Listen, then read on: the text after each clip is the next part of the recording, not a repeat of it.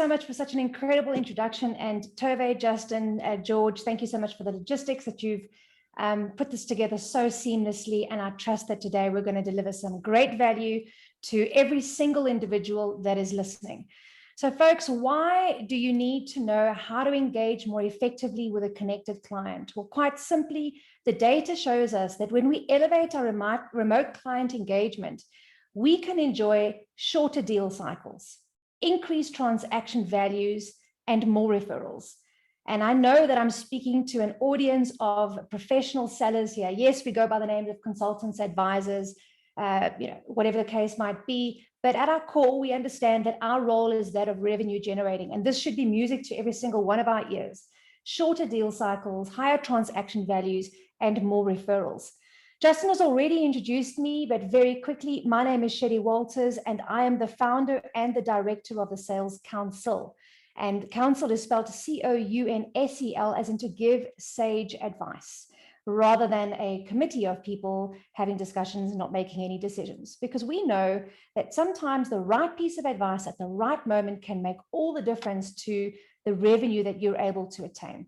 As Justin said, we're also the creators of Africa's first remote selling school, fully online and self-paced, and this, of course, accredited by the IISA. We've presented on 5 continents and won a number of awards. But Steve Jobs said, great things are never done by one person. They're done by a team of people. And at the Sales Council, we are no different. This is only a few of our team members. We've got Chris, who looks after operations, Sharon, who's our key account manager, Heather, who handles all of our media and PR, and Hendrine, an MBI qualified learning practitioner that heads up our product development. And that's enough about us. Today is about you. So what can you look forward to discussing today? We're going to be open this conversation, and we're going to look at some of the trends that are affecting us and what is the research telling us, which of these trends are going to be permanent. If there's a blend, what will that blend look like, and where can we look forward to business as it was? We're then going to unpack the challenges of engaging with a client in a online environment. I'm sure you know by now that there are some things that don't translate well from a traditional face-to-face environment to online. We're going to unpack why that is. I'm going to reveal to you 8 ways that you can elevate your remote selling or client engagement game. I'm going to show you how you can effortlessly open every single meeting, and then we'll close by just telling you a little bit more about what we do and how we do it. For those of you that do need CPD accreditation, but perhaps are not wanting to do more compliance or product training, but are looking for something that is going to give you an immediate and measurable impact on your pipeline, then we'll discuss that right at the end. And of course, we'll take questions. We are right now in the midst of an evolution in the story of selling. So in 2019 and early parts of 2020, I conducted a body of research around the story and the history of selling. And there is a blog available on shelleywalters.com. I can pop that info through to Tove later if anybody's interested in reading up on this. But if I was to ask you right now, what is the oldest profession in the world? And I'm not going to stop to take responses from 162 attendees, otherwise we're going to keep people late. But if I asked you, just in your mind, think of the answer, what's the oldest job in the world? Well, I think I know what some of you are saying, and I see the chat is popping, but think about it. Even the oldest job in the world requires the ability to sell.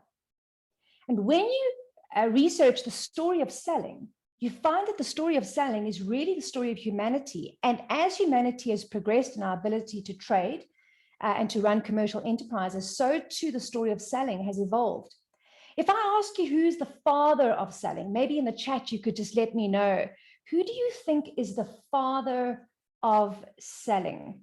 Let me just have a quick look there if there are any responses that are coming through. No, not seeing anything yet.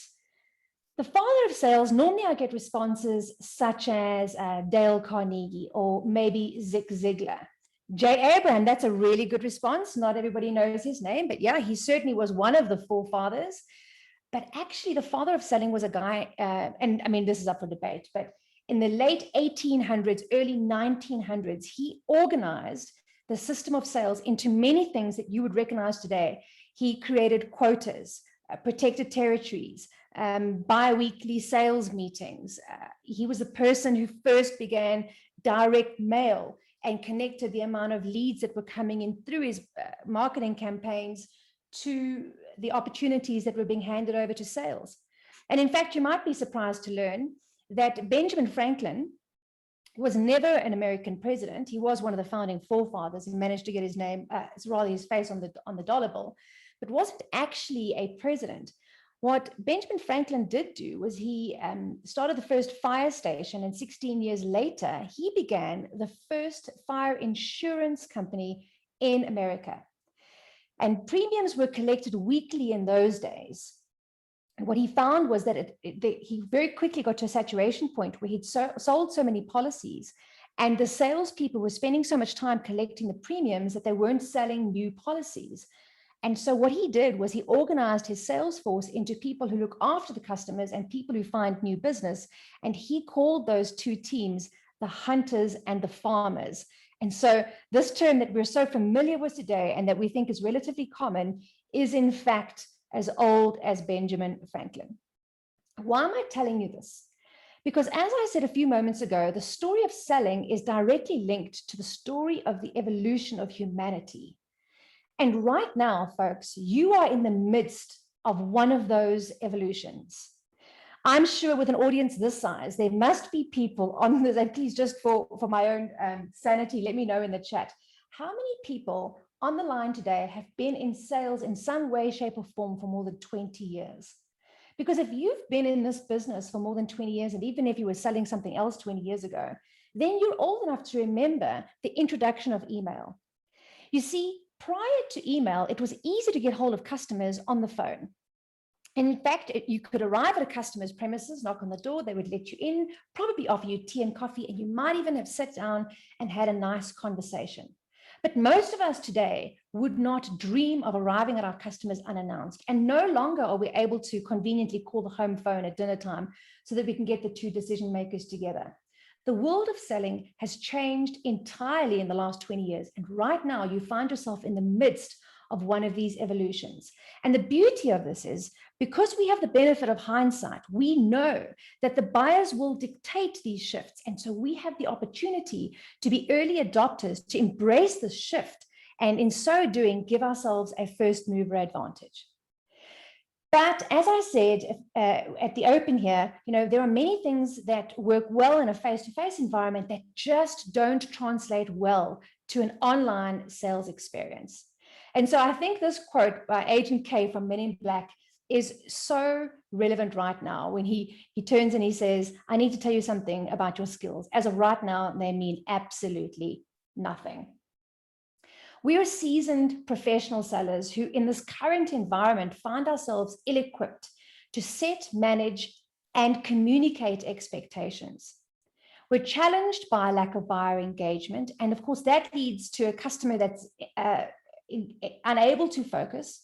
We can't facilitate the conversation or the consensus that we need, and we can't move the opportunity forward. And we must figure out how to overcome this. A study from Inside Sales revealed that 70% of all calls globally were being conducted over the phone or the web, and that was in 2018. But of course, now that number is probably sitting around 95%. So the first point I need to make here, for anybody who feels that this is induced by the pandemic and will pass with the pandemic, I want us to just lift our eyes and look at the global environment. Because COVID-19 was an unanticipated trigger that accelerated us into the midst of the fourth industrial revolution. And it's had an impact on society, communication, learning, and of course, the way that we engage with our customers. It means that we've had to reinvent, recreate, and reimagine this new world of work and this new world of servicing our clients. And if you find that a steep and challenging endeavor, then you're in very good company. But there are some in South Africa who think that this is going to pass. And yet, when you look at the data, this trend was already very firmly in place in the US, UK, and Europe. And what it's done is it has accelerated the time of our development in this arena. A study was done by Salesforce last year. And in fact, last year, there were plenty of studies conducted. I have been able to get hold of one South African study, which I will include in a few moments in this presentation. Prior to COVID, according to Gartner, there were anywhere between 6 and 10 buyers involved in a complicated buying decision. Now, you may be selling to businesses and you may be selling a commercial cybersecurity solution, which is a complex sale, a complex conversation, and you would have multiple stakeholders involved. If, on the other hand, you're selling that same product to an individual buyer, it's a far less complex conversation and not as complex a buying or selling experience. So you'd have to apply this to your own kind of context and your own situation. But where you have more than one buyer, what you need to consider is that each of those buyers may in turn be managing anywhere between 4 to 5 complicated buying projects at any given time. So think about that. If you have 5 buyers, or let's bring it right down. Let's say you've got 3 individuals involved in a transaction, and each of those individuals is managing 4 to 5 different projects at any given time. And for each project, they come to the conversation with their own perspective, their own information, and their own agenda. And here you can see how increasingly it becomes a more complicated engagement. It was complicated when we were doing it face-to-face, and now we need to learn how to manage that complexity online. And it's vital that we do learn, because according to Salesforce, 50% of B2B buyers that were surveyed last year had moved to a competitor because the competitor was offering them a superior buying experience. Folks, I hate to be the bearer of bad news, but while it was understandable at the beginning of lockdown that we did not know how to make eye contact with the camera, we were struggling with poor audio, with unstable internet connections. We are now a year into this, and our customers are comparing our engagements with those of the engagements they're having with other vendors or suppliers. A study conducted by McKinsey found that 75% of B2B buyers say that they now prefer remote human engagement over face-to-face interactions. So let me just pause there for a moment. When email was introduced, so for those learners and younger folks that are joining us today, I mean, as Justin said at the beginning, the skills that you bring to this conversation have never been more vital than they are now. But just bear with us for a moment while we take a trip down memory lane. So when email was introduced, there was a concern that this would dictate the way we would communicate with our customers. And now, of course, we've adapted very easily to this, and at times may even find ourselves hiding behind email rather than picking up the phone and making a telephone call when we could in fact do that. And this shows how the technology, which was deemed concerning at the onset, is actually now something that sellers have embraced, if I could say it to you that way. And this shift where we're seeing 75% of B2B buyers are preferring this kind of engagement most likely means that instead of it being purely face-to-face or purely online, we're now going to find ourselves having some sort of a blended engagement with our clients. That may mean that your first meeting is face-to-face, but that subsequent meetings are then conducted online. Alternatively, it could mean in some industries, in some cases, that the initial qualifying conversations are conducted online and that we eventually graduate to a face-to-face conversation, or where we go to the client's environment and we go and conduct a site visit there. And there are benefits to this for the client, but there are also benefits to those of us that are selling. On Friday, I had a face-to-face meeting with my client. It was a 3.5-hour endeavor to have one meeting. So we had graduated that to that point, and it was certainly worth our while, and it was a good meeting, and I'm glad that we did it. But I'm also glad that that wasn't our first engagement with the client on that particular conversation, because that would not have been an effective use of 3.5 hours of our time or the client's time for that matter. And this leads to a number of factors that drive the quality and the actual values in our pipeline. So again, Gartner says that customers say one extraordinary experience raises their expectations of other companies. And Justin said it earlier on while we were just connecting, and for those of you that were dialing in, maybe some of you heard this, that he was talking about how we now have a unique opportunity to differentiate ourselves from our competitors. And we need to, because customer standards for modern engagement are not what they were when it was a transactional one-size-fits-all environment. Now customers are looking for tailored, contextualized engagement across multiple touch points. There's no doubt about it. Customers' expectations are rising. 25 years since the popularization of the internet and 12 years after the introduction of the iPhone. Can you believe it's only 12 years? It feels like we've had these devices at the end of our hands forever. It feels like we've been in lockdown for 12 years and these phones have been around forever and a day. But customers' expectations continue to soar because of their adoption of technology. And while remote client engagement is only a part of the sales process, it's a critical component that can't be overlooked. The other point I want to make here is that, yes, there are some factors that are outside of our control, but the quality of the client engagement is largely within our control. And we can largely ensure that there is a superior client engagement with our connected client, that we have their attention, that we give them a seamless online experience. And in so doing, that we enable them to make sound financial decisions for their business and for their personal lives, because that is what it comes down to.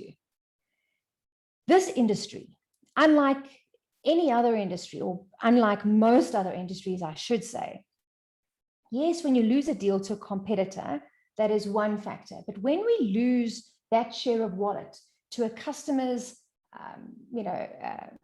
short-term budgetary requirements, or to them spending that money on something else that is not going to yield the dividends later on, then that's a loss not only for us, but also for our customers. And we've just witnessed this. We've just seen right now, in the midst of this pandemic, the consequences of when customers are time poor and stress rich and perhaps don't have the best advice. They don't make the right decisions.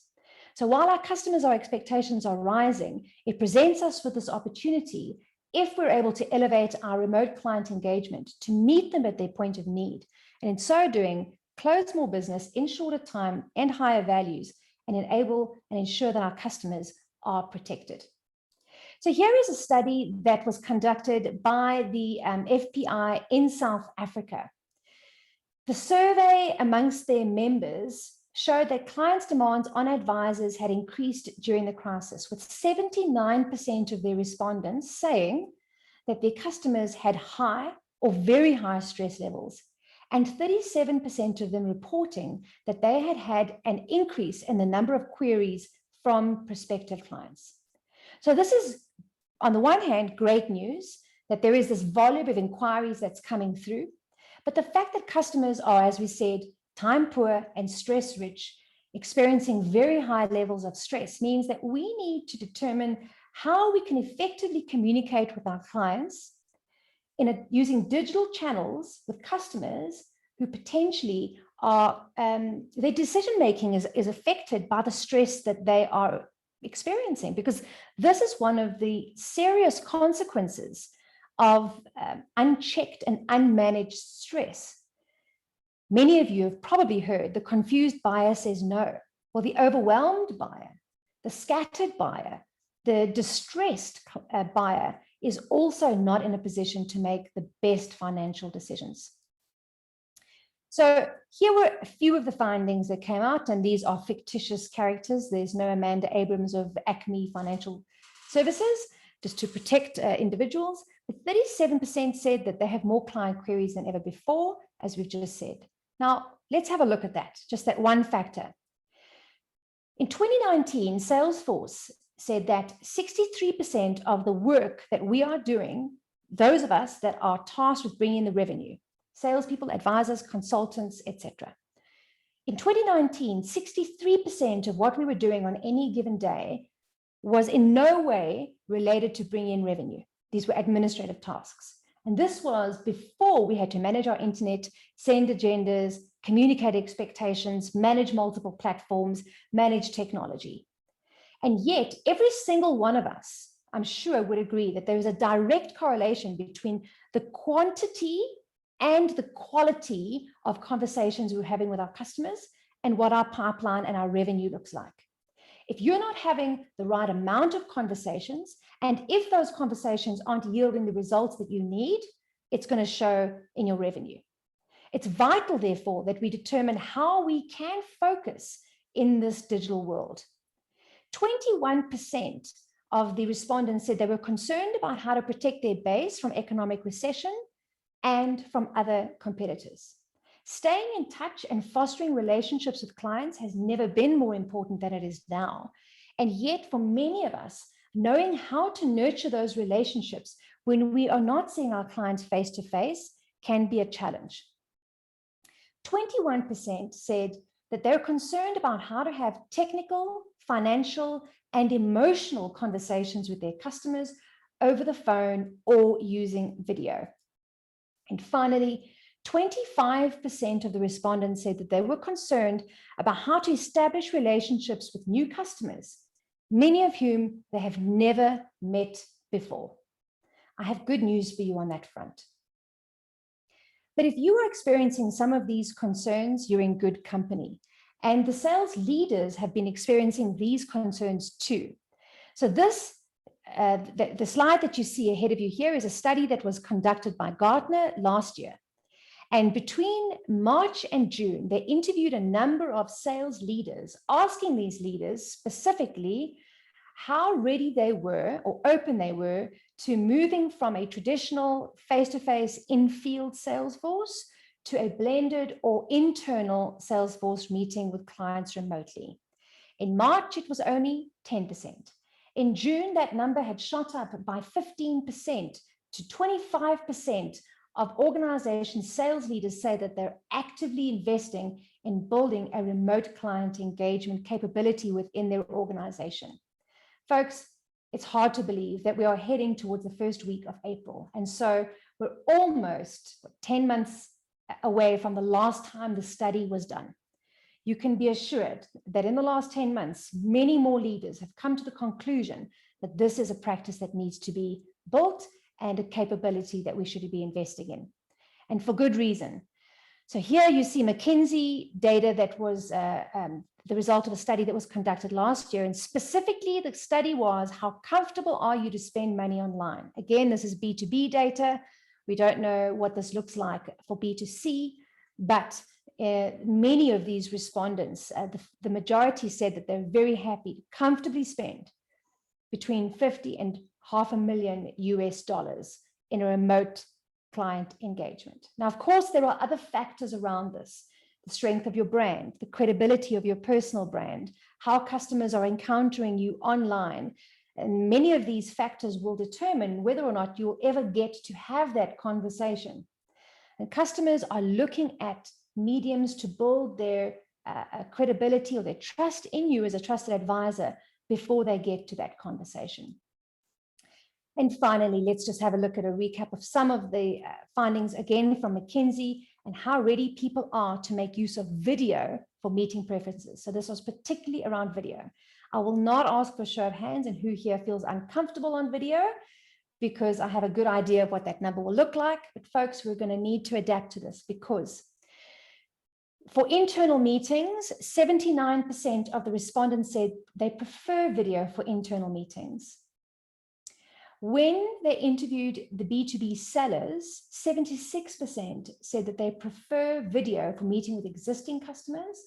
And you would think that for new logo or new business, this would be different. But in fact, the exact same data came through. They prefer meeting new clients using video. And when they interviewed the clients around new vendors, 77% of those said that they prefer meeting new vendors online or on video. And yet, with all of this data, we know that there are still challenges around this medium. Why is that? Why is it that there are some practices that just don't translate well from in-person to online?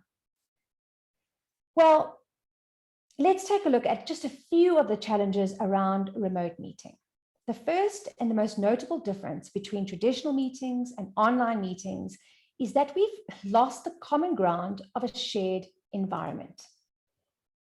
When your environment is shared, it shapes your energy, it shapes your mood, it shapes how you engage. In a casual environment, you may conduct yourself differently from a more formal environment. And yet now we're not even sharing the same physical climate.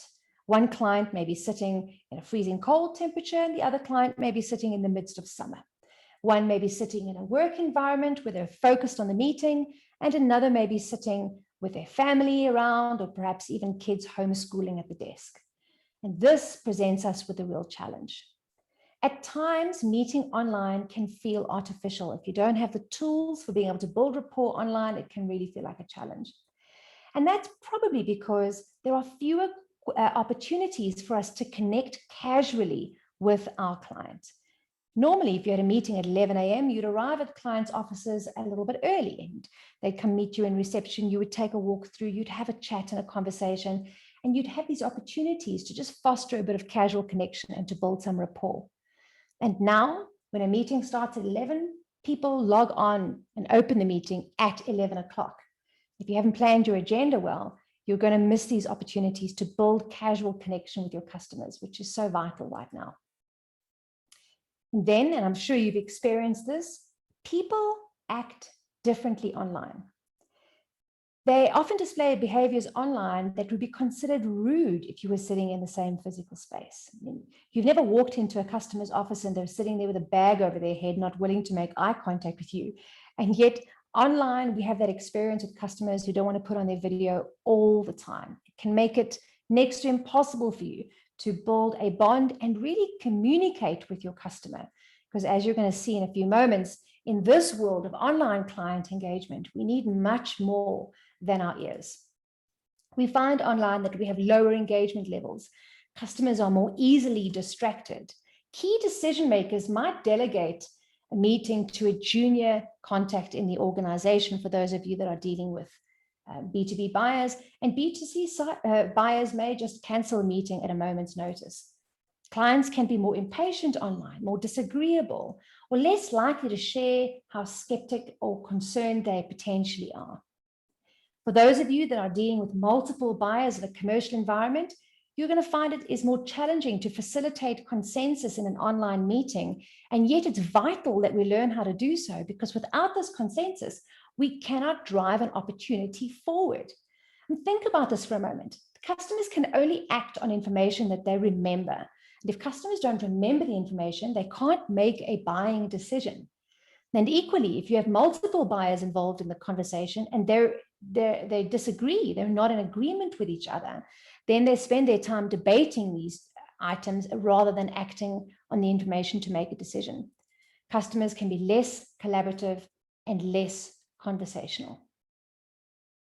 Finally, you'd never find this in a face-to-face meeting. Customers may just drop off the meeting entirely. Finally, the other challenges we experience. Time moves differently online, and this was brought home to me again last Friday when I went to go and see a client face-to-face. 1 hour in a client's boardroom is not the same as an hour online. Time just moves differently. Customers are camera shy.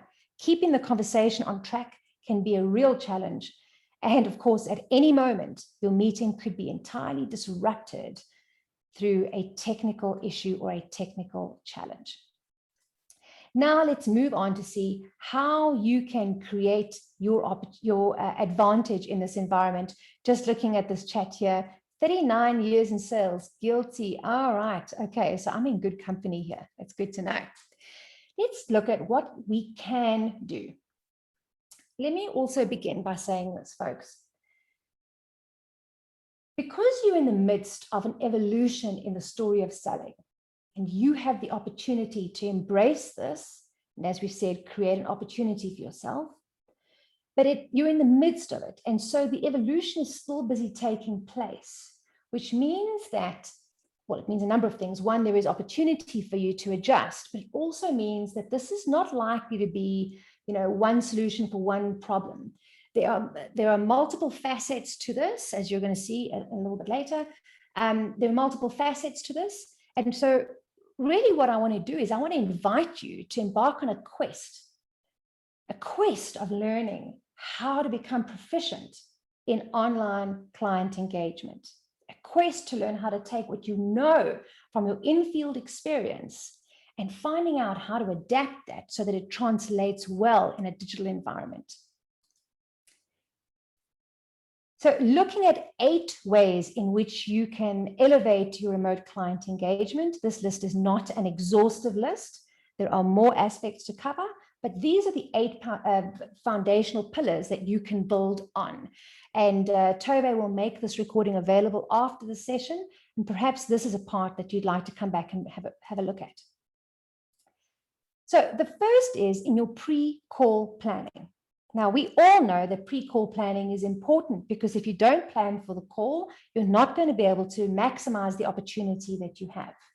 And yet, we also know, particularly those of us that are more experienced, we also know that it's one of the easiest areas to overlook.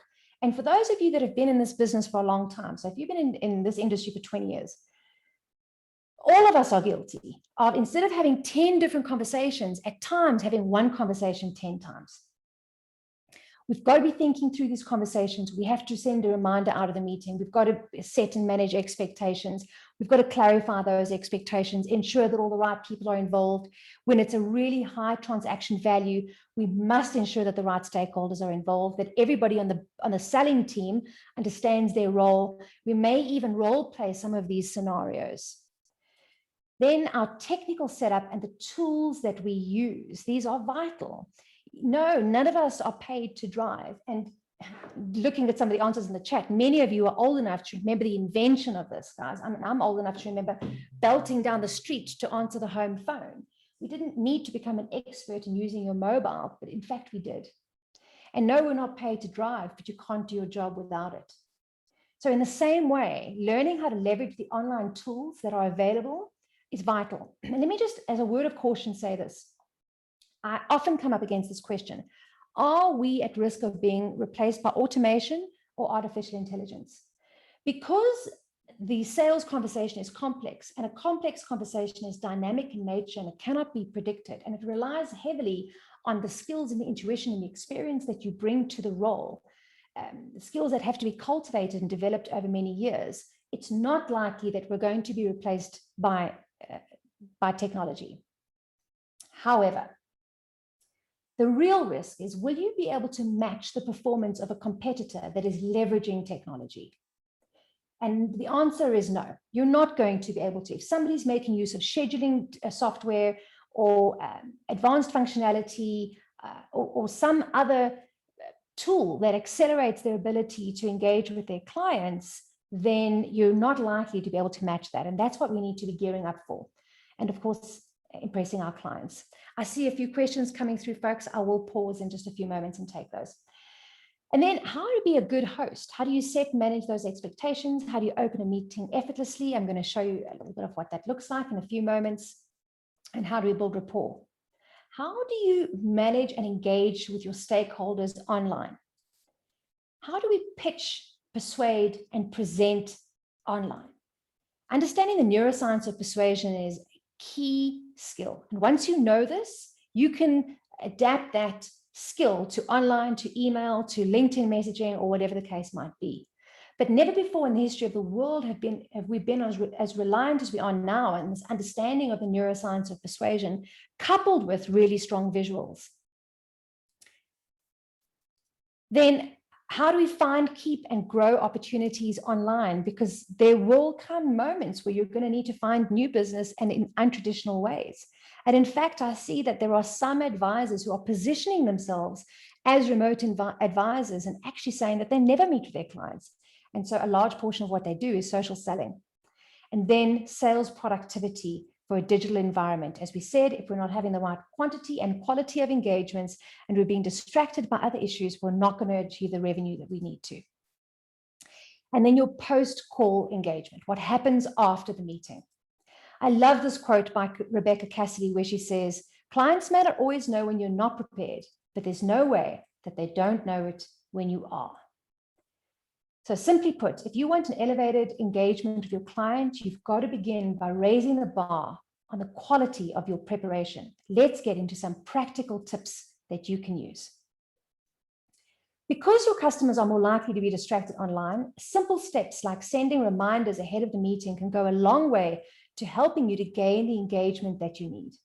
That means reminding attendees of the meeting while reinforcing the purpose of the meeting, the agenda points that are going to be covered, and clarifying any preparation that is required from the individual participants.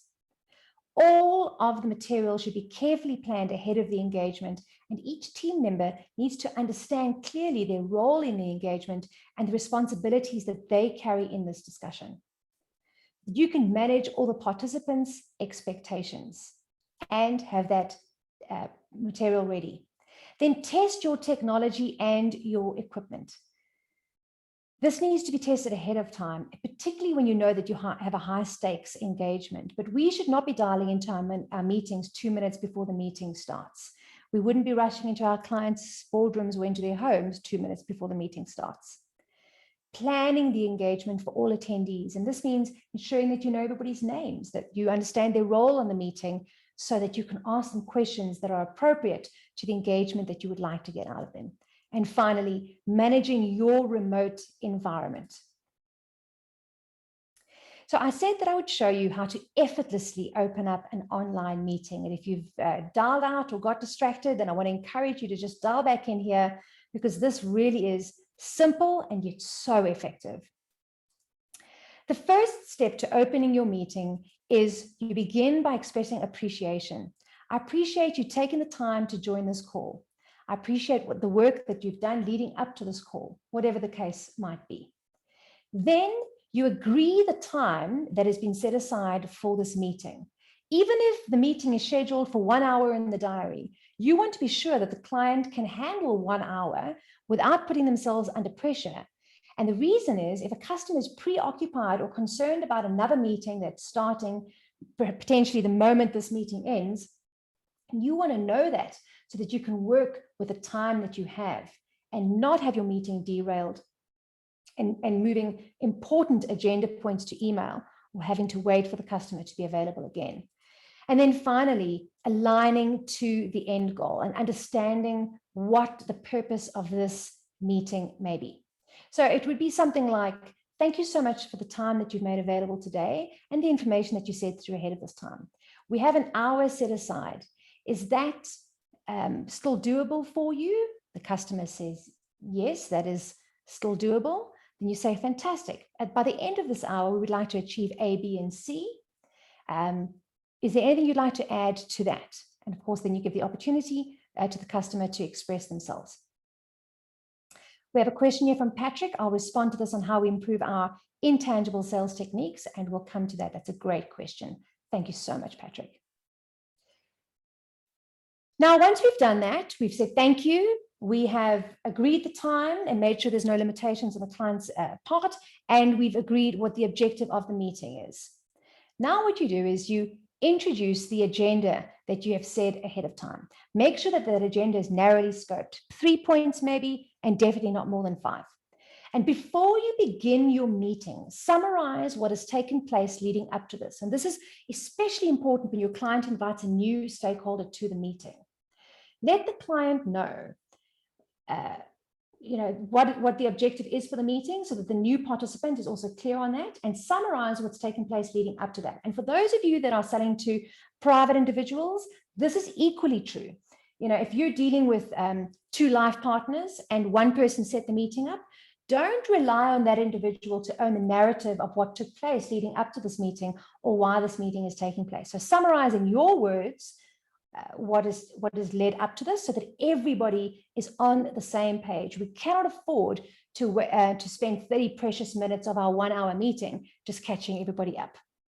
And finally, at the end of the meeting, make sure that you connect the wagons. So we agreed that this would take place. This is what was discussed. Do you feel we've achieved that objective? And then be very clear on what has to take place next. Earlier on, I mentioned to you that customers can only act on information that they retain, that they remember. Now, folks, I don't know about you, but I struggle at this point working, particularly when you're working remotely and you're not even changing your physical location. Sometimes it's a challenge to remember what was discussed last week. So part of our role is as a sense maker, we help our customers to make sense of the information that's out there. And another part of our role is to help our customers to retain that information. Because if they don't retain the information, they can't act on it. If they can't act on it, they can't make a decision. They can't make a decision, we can't close the sale, right? So when you send a follow-up email, it needs to be clear and succinct. And where possible, even make use of the same language that was discussed in the meeting. And I'll expand on that in just a moment. So sending that follow-up email is so important. Bringing your presence and your energy to an online meeting is as important as it is in a face-to-face meeting. It's just potentially not as obvious to you that while you can still achieve this, it's going to take more effort. So we need to be very intentional about using nonverbal behaviors to energize and engage our customers. Folks, the good news is that the mirror neurons in your brain still work, even online. So that if you're greeted by somebody that's warm and friendly and open, then you are likely to be warm and friendly and open. When somebody's speaking and you're acknowledging with a yes, as you were saying, then those can be really encouraging. Be mindful of your facial expressions. Particularly if you're not the person that's speaking, do not put yourself off camera and do not go and open up your email or some other application. And for those of you that wear spectacles, please don't do this because it reflects in your spectacles as well, often. But the light on your screen may change and customers can tell when you've dialed out. Think about this. Giving somebody your attention is the most basic form of respect. And we need to be giving our customers the respect that the engagement warrants. And that's not to say that we're disrespectful people. I don't mean that to sound heavy. All of us are tempted at times to become distracted. But when you think about the importance of this and the fact that somebody else has invested this time, I'm hoping that that will also be a deterrent for you. So when somebody else is speaking, you become the observer, and you're going to see in a moment how important that is. And you watch and you listen to what's been taking place there. Align with the environment. So try to get to know the culture if you're dealing with organizations, or if it's a formal meeting, dress more formally. If it's informal, be appropriate. Take ownership of the engagement, even if you didn't set it up. Lead the conversation, communicate an agenda, make sure everything is confirmed, confirm the engagement of the participants. We can't afford to sit back and be neutral in this. And then when the meeting is important, practice the meeting and dry run the meeting, especially when you have multiple team members from your own organization.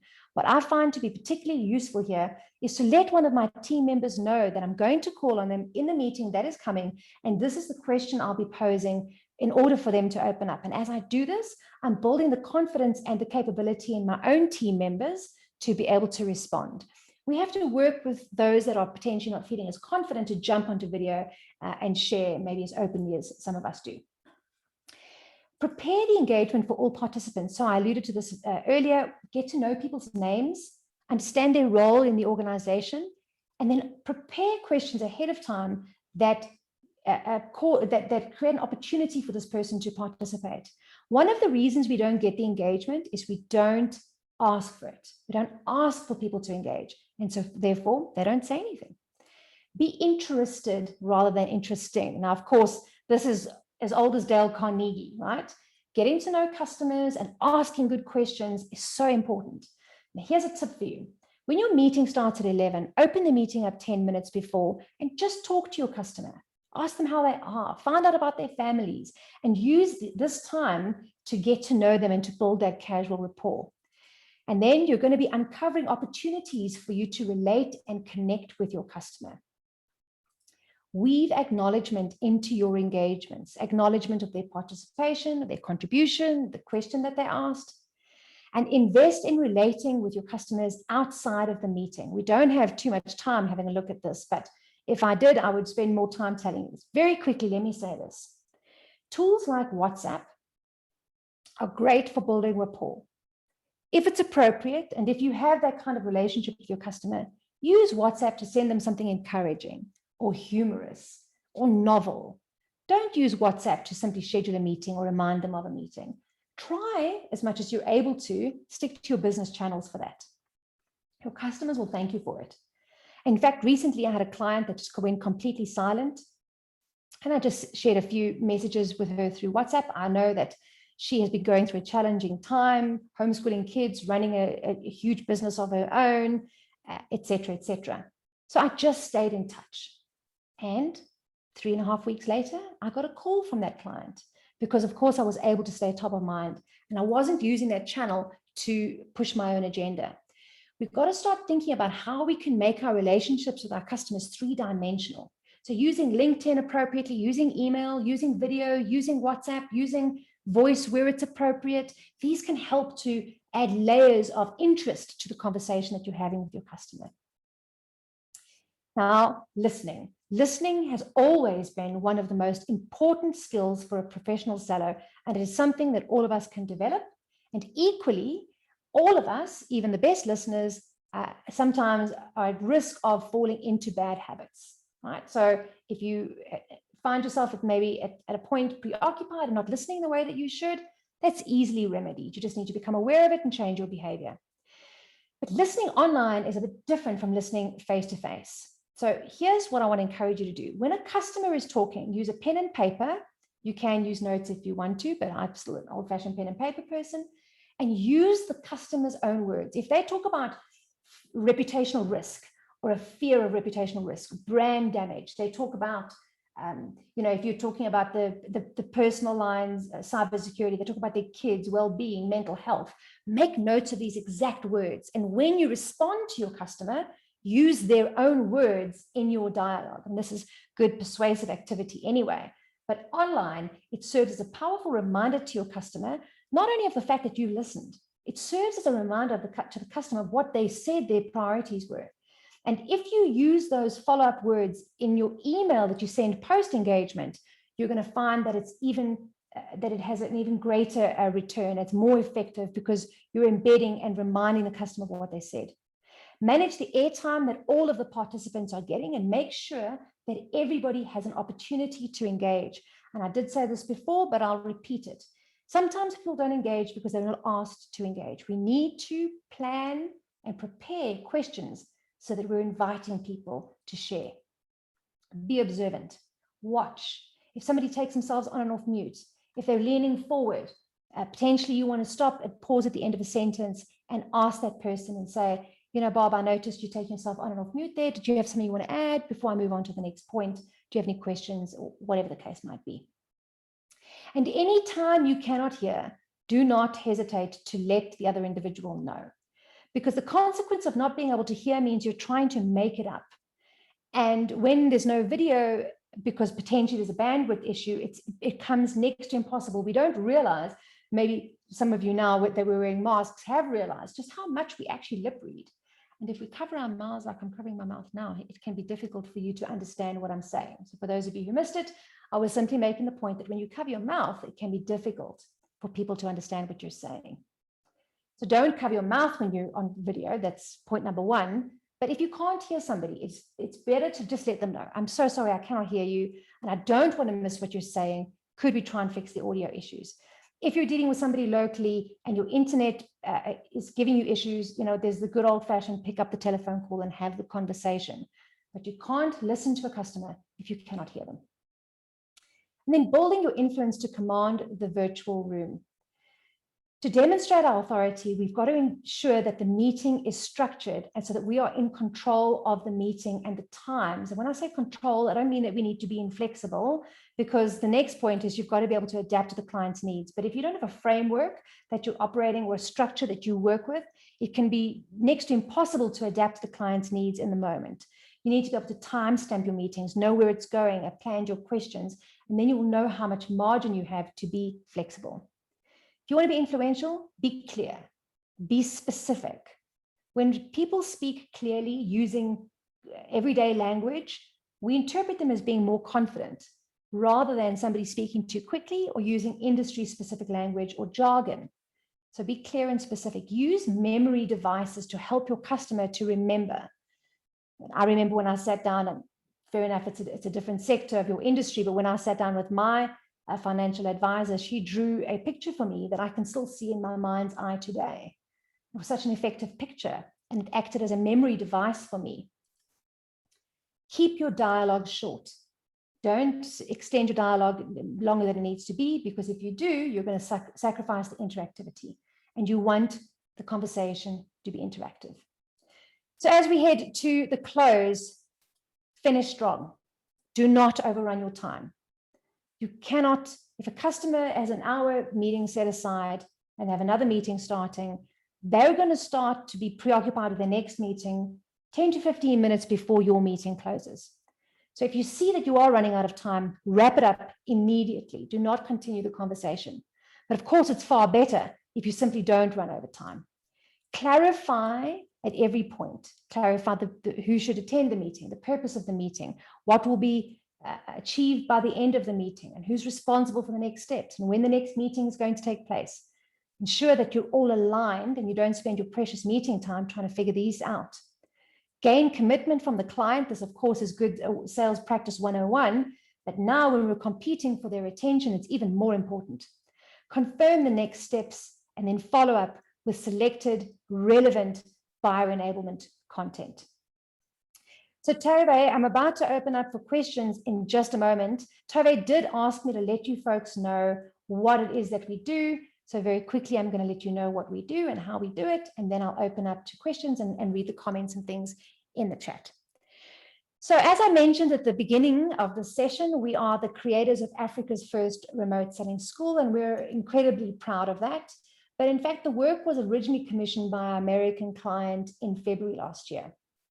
This program has been tested in South Africa, the UK, the US, Europe, and parts of India as well. And what we did was we built out as phase one the 8 areas of the sales process that need to now translate to online, but potentially don't translate well to an online environment. And we also saw how important the work that is being done in the financial sector is. And so we partnered with somebody in the financial services sector to co-create the final version of the program, which sits online. So this has been co-created for your industry, and it sits online, and it is all self-paced. So what do we do? In the first module, we teach you everything you need to know about technical setup, how to be a world-class host, how to become familiar with the tools that you have at your disposal. And this extends far beyond Zoom and Microsoft Teams. We teach you how to put narrative to data. Remember, folks, customers can only act on information that they retain.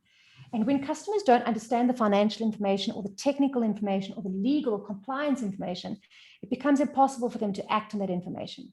This module, this tutorial rather, was built on the work that we did with the actuaries at Discovery. 5 years ago, the marketing director called us and said, look, I'm sitting through 25 actuarial presentations a week. And these presentations are so important. And yes, and yet it can be quite challenging to retain the information. So we built this for the actuaries, but it translates incredibly well to your work that you do with clients, which is data-driven and analytical. How do you pitch, persuade, and present online? And here we also teach you the visuals, neuroscience of persuasion. How do you structure a good pitch? How do you manage your stakeholders online? How can you ensure that you're productive? Because as we said, there's a direct link between your number of meetings. And finally, how do you find, keep, and grow your customers online? This has been accredited by the IISA for 8.4 CPD points. And as we said, you can do this online. It's self-paced. You can do it in the comfort of your own home. Each course comes with an introductory video, the actual tutorial, an application toolkit with cheat sheets and downloads, graded assessments with feedback, and of course, that coveted CPD certificate. Thank you so much, folks, for listening. To all of you that have dialed in today, I really, really hope you found some value, and I'd love to know in the chat how you found the session. And please feel free to reach out and connect with me on LinkedIn. It should be easy enough to find me, Shelley Walters, on LinkedIn, or of course, the Sales Council. Back over to you, Justin and Tove.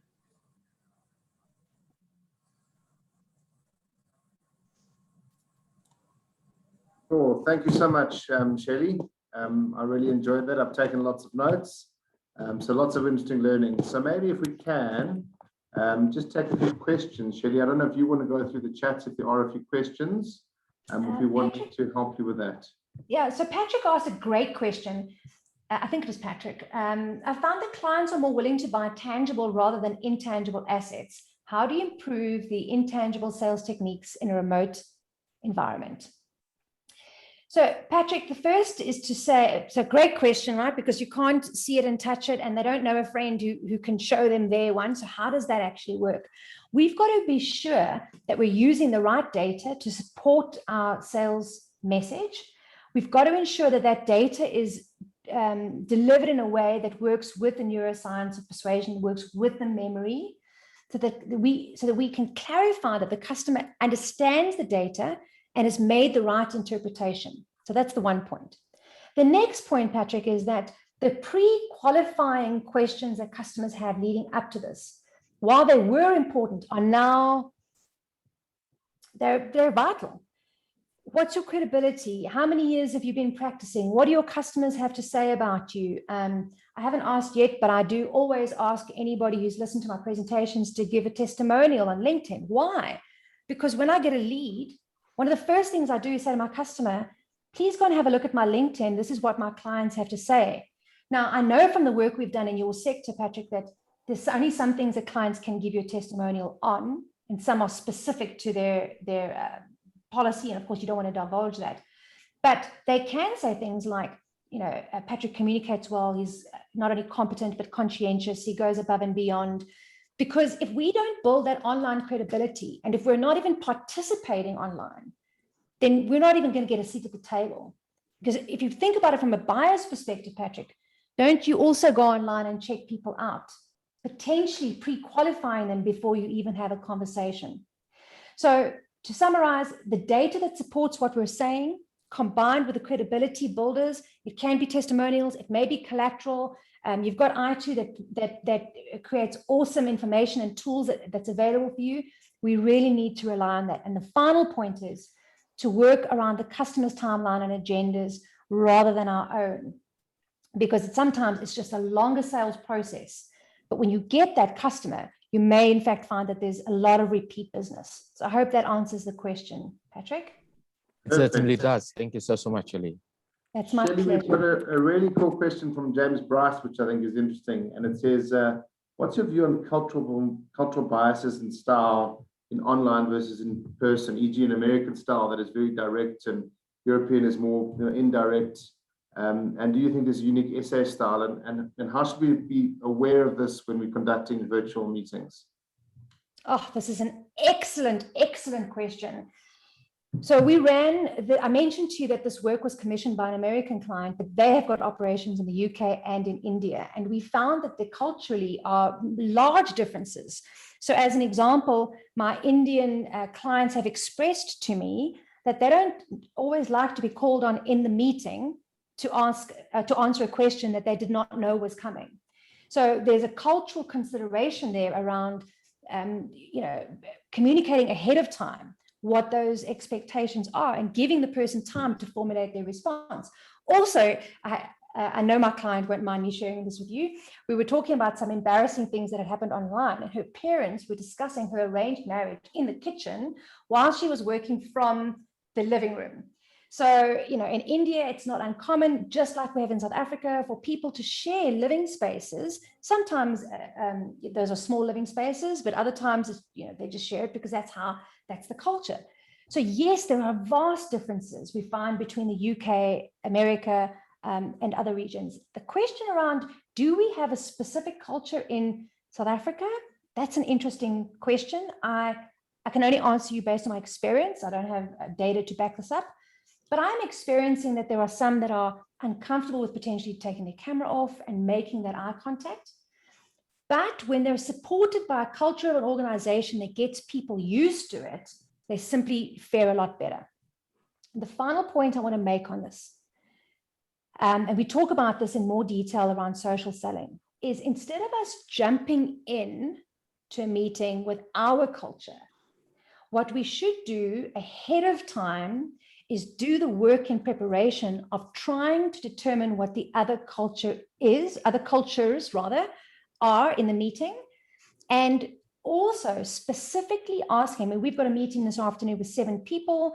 It's a new client, 5 are from the client, 2 are from our organization. So there's a lot that I don't know. So what I've done is I've asked who's attending and their role in the organization so that I can prepare a good question. And that helps me to reach out and invite that participation. And it also helps me to form a relationship, because so often in those bigger meetings online, people just aren't spoken to, they're not addressed. And of course, in any culture, that's not good for building a relationship. So I don't know if I've answered the question entirely, but to summarize, there are many different cultures. And I think we should do a bit of work around the preparation, around anticipating what some of those could be, and maybe be a little slower to just dive into the meat of our conversation.